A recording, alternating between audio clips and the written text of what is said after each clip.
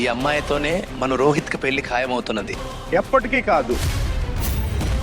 ఈ అమ్మాయి ఎలా కనిపిస్తుందో అలా అస్సలు కాదు.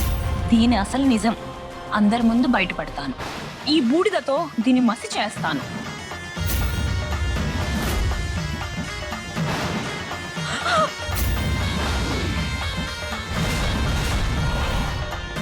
నేను అందరికీ దీని నిజం చెప్పాలి. ఈ నాగిని అందరినీ చంపేస్తుంది. పెద్దబాబు గారు, మనోహర్ వెళ్ళిపోయాడు. ఇప్పుడు మీరేం చేస్తారు? అతనికి ఆ నాగమణి శక్తులన్నీ. లక్ష్మణ్, అది నాగమణి. అదేం పిల్లలు ఆడుకునే బొమ్మ కాదు. నాగమణి శక్తులు పొందాలంటే 21 ఏళ్ల కఠోర తపస్సు చేయాలి. అది నేను చేశాను, ఇతను కాదు. అర్థమైందా? కానీ బాబు గారు, ఈ లోపు తను మీ ఫ్యామిలీకి అంతా చెప్పేస్తే వీడి రెక్కలు కత్తిరించడానికి ఏదో ఒక దారి వెతకాలి. కానీ ఇకపై జాగ్రత్త. వీళ్ళు నా అనుమతి లేకుండా ఇంటి లోపలికి అడుగు పెట్టకూడదు. అలాగే సార్.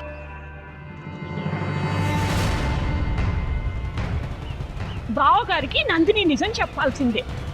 ఈ నందిని నాగిని మా ఇంట్లోకి రానివ్వను. బావగారు,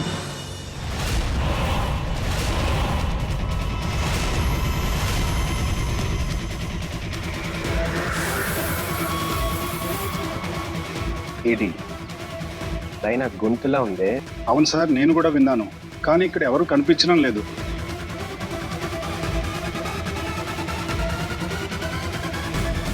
పద.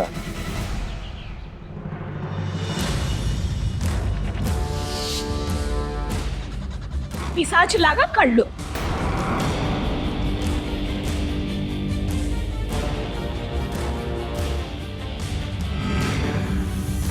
నేను అందరికీ ఈ నిజం చెప్పాలి.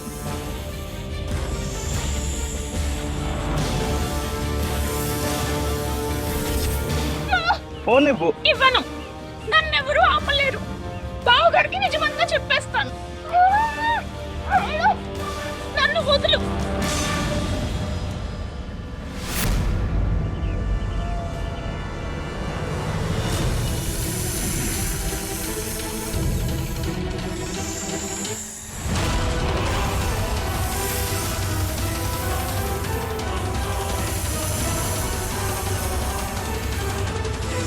నన్ను వదులు.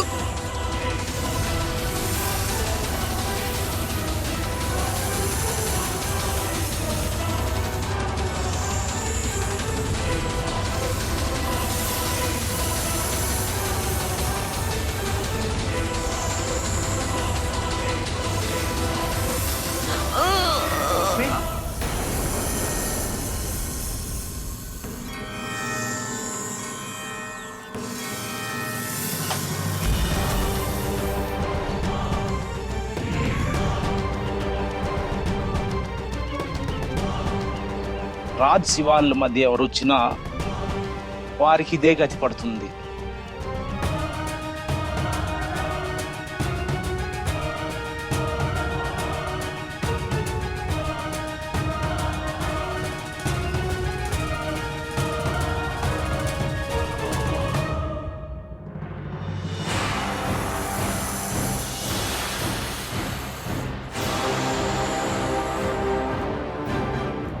హే మహాదేవ్, శివానిని రక్షించు.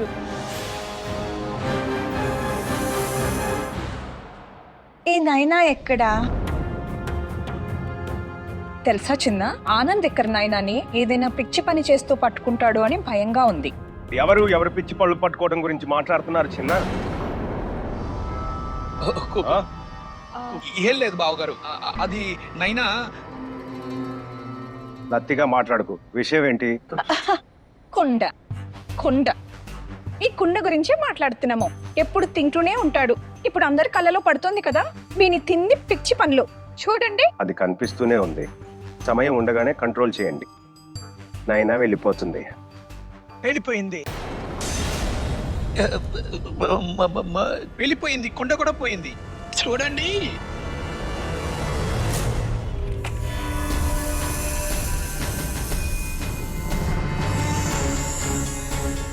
తను బాధలో ఉంది.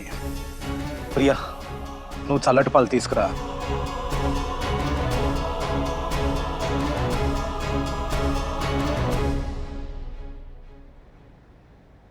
అమ్మా, అరే రాజ్, ఇక్కడేంటి?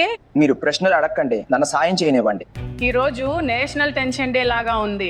ఎవరిని చూసినా కంగారుగా ఇంట్లో ఇటు అటు తిరుగుతున్నారు. దా మనం వంట చేద్దాం. అరే చిన్న చిన్న ముక్కలు కోయ్. కోస్తున్నాను.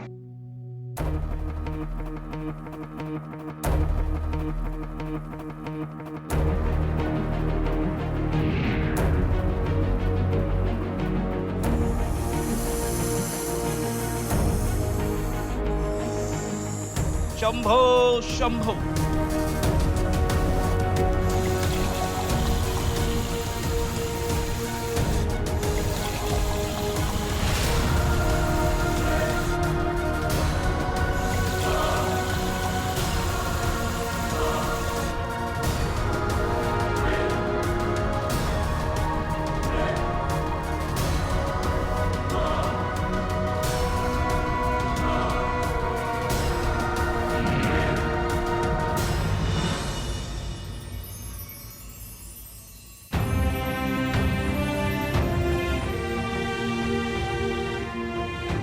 శివాని,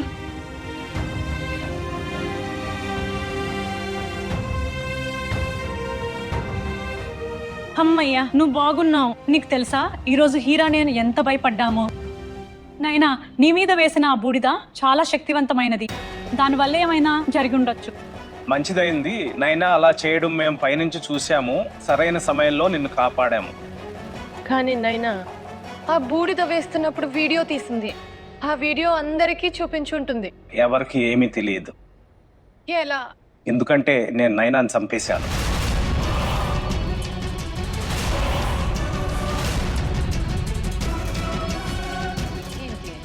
అవును నందిని, నా దగ్గర వేరే దారి ఏం లేదు. తను ఆపడం చాలా ముఖ్యం.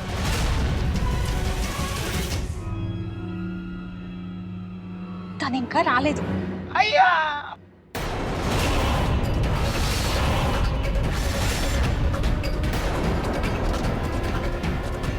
అయ్యా అయ్యా సార్, అది బయట శవం అంతా నీలం రంగులో ఉంది. ఏమంటున్నావు? విషయం ఏంటి? అయ్యా బయట నైనా మేడంని చంపేశారు.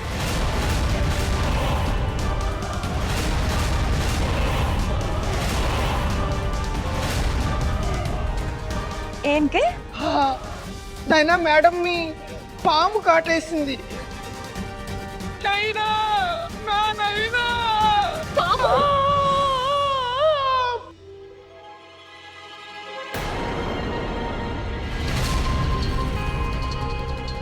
పాము పేరు వినగానే నా చర్మం కూడా మారిపోతుంది. ఎవరైనా చూసేస్తే?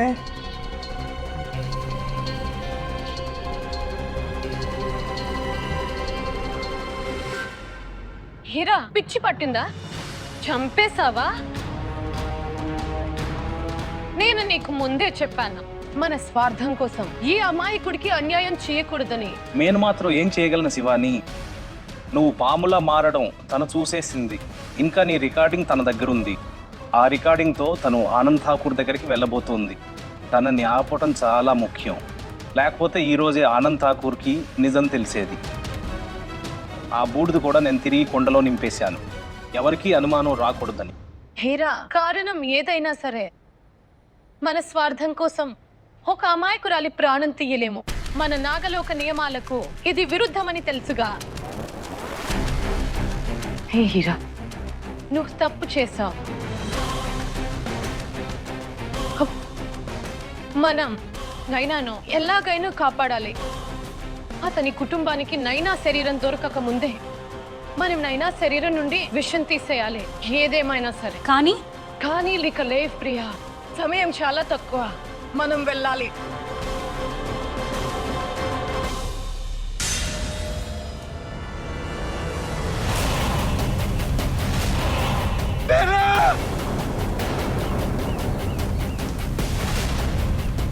నేనా? అరే మా నైనాకి ఏమైంది? నైనాకి ఏమైంది అక్క? నైనా కళ్ళు తెరువు నైనా. మా నైనాకి ఏమైంది? ఓ మహాదేవా, ఏం చేసావు తండ్రి? ఇదలా ఇప్పటి వరకు నాయన మనతోనే ఉంది కదా.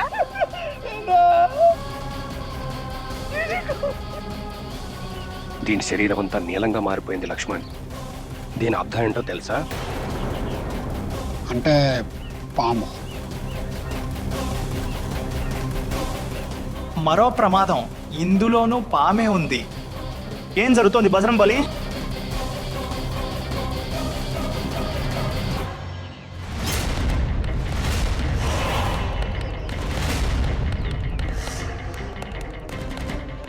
డాడ్, ఈ బాడీ బ్లూగా మారింది, పాము కాటేసింది. మమ్మీ అది చూడండి, కొండలో పూడిది ఉంది. అంటే నైనా నందిని దగ్గరికి వెళ్ళలేదన్నమాట. అంతకంటే ముందే పాము కాటేసింది. ఇంటి బయటికి పాము ఎలా వచ్చింది? తెలియదు మమ్మీ. దేవుడా, మా నాయనకి ఏమైంది?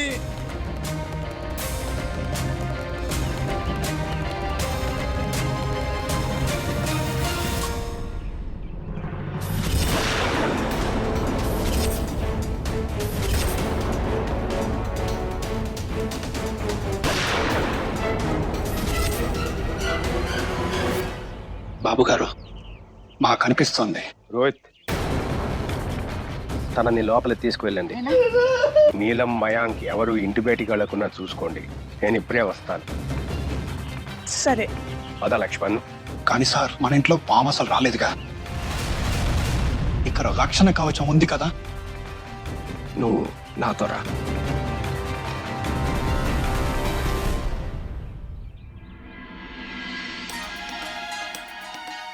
శివాని, మనం ఇక్కడికి ఎందుకు వచ్చాము? ఈ రోజు నవరాత్రుల మొదటి రోజు. హీరా, నైనా శరీరం నుంచి విషం తీయాలంటే దుర్గాదేవి ఆశీస్సులు తీసుకోవాలి. శివాని, నువ్వు మాయ శరీరం నుంచి విషం తీసి తన్ని కాపాడావు. అప్పుడు నేను నాగలోకానికి రాణి కాబోతున్నాను. అందుకే నాకు ప్రత్యేక శక్తులు ఉండేది. నైనా శరీరం నుంచి విషం తీయడం నీ ప్రాణాలకే ముప్పు కావచ్చు. హీరా, నేను వచ్చే 24 గంటల వరకు విషం తీయలేను. ఈ రోజు నా మీద మాయా బూడిద దాడి జరిగింది. కానీ దుర్గ గుడిలోనే ఎందుకు? అంటే సముద్ర మదనం సమయంలో సముద్రం నుంచి విషం వచ్చినప్పుడు మహాదేవుడు తన కంఠంలో దాచుకున్నాడు, ఎవ్వరికీ హాని కలగకుండా. కానీ ఆ విష ప్రభావం ఎంత అంటే మహాదేవుడే దాన్ని భరించలేకపోయాడు. అప్పుడు దుర్గాదేవి తారాదేవి రూపం దాల్చి మహాదేవుడికి తన పాలు ఇచ్చి విష ప్రభావాన్ని చల్లార్చింది. దుర్గాదేవియా? హా హీరా, ఒక నమ్మకం ఉంది. నవరాత్రుల ఈ 9 రోజుల్లో దుర్గామాతను భక్తితో పూజిస్తే దుర్గామాత వారికి కోరుకున్న వరం ఇస్తుంది. దుర్గాదేవి భక్తి ఇంకా ఆశీస్సులలో శక్తి ఉంటుంది. దుర్గామాత తిలకమే హీరాను, మరి నైనాని కాపాడుతుంది. వెళ్దాం పద. నీకేమైనా పిచ్చా? ఇవన్నీ అందరి ముందు చెప్పాలా? నన్ను క్షమించండి సార్. ఇవన్నీ చూశాక నా మెదడు 4 మీద కానీ నియంత్రణ లేదు. మన కాంపౌండ్ లోపలికి పాము అసలు ఎలా వచ్చిందో అర్థం కావడం లేదు. ఇది తెలుస్తోంది. ఇది మామూలు పాము కాదు లక్ష్మణ్. ఏ పాము మీదైతే పంచశీల బాబా తంత్ర మంత్రాలు పనిచేయవో చిన్న విషయం ఎలా అవుతుంది? బాబు గారు, మనం వెంటనే వెళ్ళి పంచశీల బాబాని కలవాలి. మళ్ళీ అదే పిచ్చి మాటలు వస్తుందా? క్రిందటిసారి వెళ్ళి ఆయన తపస్సు భంగం చేసినప్పుడు ఏమన్నారు? మీ ఇద్దరికి ఇక్కడికి వచ్చే ధైర్యం ఎలా వచ్చింది? వెళ్ళిపోండి, లేకపోతే కొన్నేళ్ల క్రితం ఆ నాగినికి పట్టును గతే మీకు పట్టిస్తాను. ఏం చేద్దాం సార్, మన కుటుంబంపై దాడి జరిగింది. మేరం సరిపోయింది. ఈరోజు ఆమె, రేపు ఆపే. నోరు మూయి లక్ష్మణ్. ఏం చేయాలో నాకు తెలుసు. ఒక వ్యక్తి ఉన్నాడు, ఈ అదృశ్య శత్రువు నుంచి మనల్ని కాపాడగలడు. ఎవరు సార్? నాగమణి శక్తి నాకు రావడానికి ఇంకా కొంచెం సమయం ఉంది లక్ష్మణ్. ఒక మనిషి ఉన్నాడు, నా గురించి అంతా తెలిసిన వ్యక్తి. ఆమె పూజలో, భక్తిలో, సాధనలోనూ చాలా శక్తి ఉంది. ఎవరు సార్?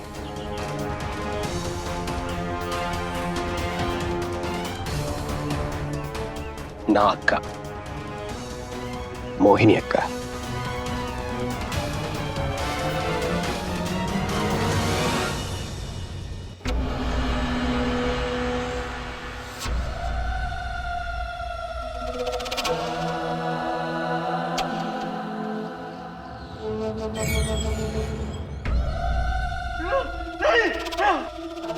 వదలండి వదలండి, వద్దు వద్దు.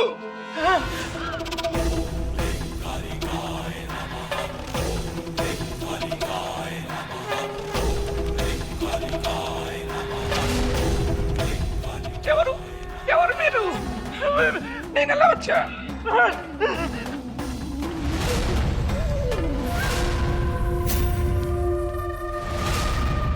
మోహిని అక్క. పిలుస్తున్నావా? ఎందుకు? నీకేమైనా పిచ్చి పట్టిందా ఆనంద్? నేను మోహిని తల్లిని. నాకు తన గురించి బాగా తెలుసు. మోహిని శైతానకి మరో పేరు. కానీ అప్పట్లో తనని ఎంత కష్టపడి ఇంటి నుంచి బయటికి పంపించానో తెలుసా? నువ్వు తనతో ఉన్న అన్ని బంధాలు తెంచుకున్నావు, గుర్తుంది కదా? మళ్ళీ ఇప్పుడు అలాంటి ఆపద ఏమొచ్చింది? తనని మళ్ళీ ఎందుకు పిలుస్తున్నావు? ఇప్పటికే మన ఇంటి మీద కష్టాల కొండ విరిగి పడింది. పాప మా చిన్నారి తల్లి. నా మాట అర్థం చేసుకోవడానికి ప్రయత్నించమ్మా. నైనా వెళ్ళిపోవటం వెనక ఏదో ప్రమాదం ఉంది, దీని వెనక ఏదో తంతు ఉంది. అందుకే నాకు మోహిని అక్క అవసరం ఉంది. కావులో నేను తిరిగి వచ్చే వరకు నయనాశవాన్ని తాకకూడదు. బాగారు, ఒక్కసారి డాక్టర్ను పిలవాల్సింది కదా. మా నైనాలో ఇంకా కొంచెం ప్రాణం మిగిలే ఉందేమో. నేను చెప్పాను కదా, డాక్టర్ వద్దు, పోలీస్ వద్దు, అంబులెన్స్ వద్దు, అంత్యక్రియలు ఏమీ వద్దు అంటే వద్దు. పద లక్ష్మణ్. సరే సార్.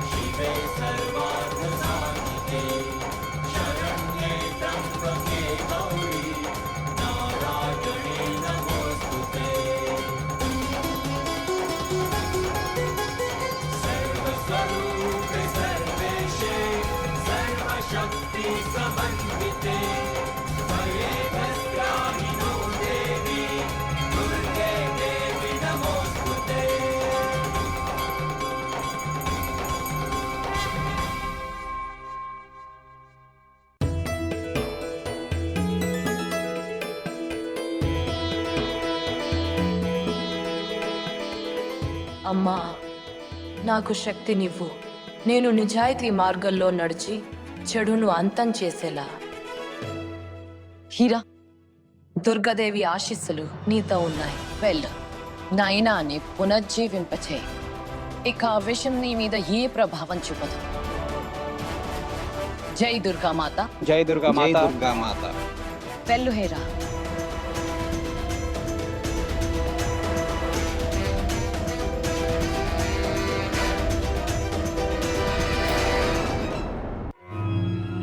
మామ్, ఈ మోహిని ఎవరు? నీ మేనత్త రోహిత్. మేనత్త? ఇప్పటి వరకు మేము ఆమె పేరు వినలేదు. ఎందుకంటే ఆమె పేరు ఎత్తితేనే అరిష్టం చుట్టుకుంటుంది. అందుకే నువ్వు ఆమె పేరు వినలేదు. కానీ ఆమె మీ కూతురు కదా. అదే నా దౌర్భాగ్యం. ఎలాంటి సంతానం అంటే ఎవరి మనసు, మెదడు, చూపు అన్నీ నలుపే.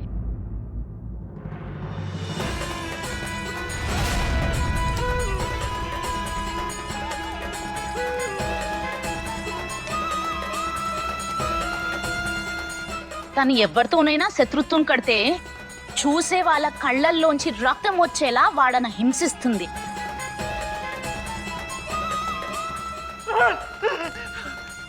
మీకు నేను ఎవరో కూడా తెలియదు.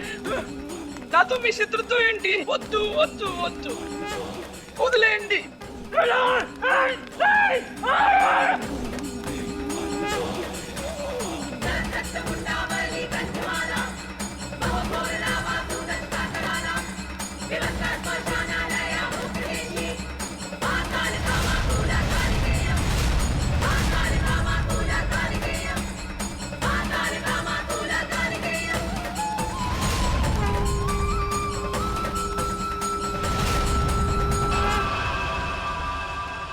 మీరిద్దరూ ఆమెను పూర్తిగా దయ్యంలా మార్చేశారు.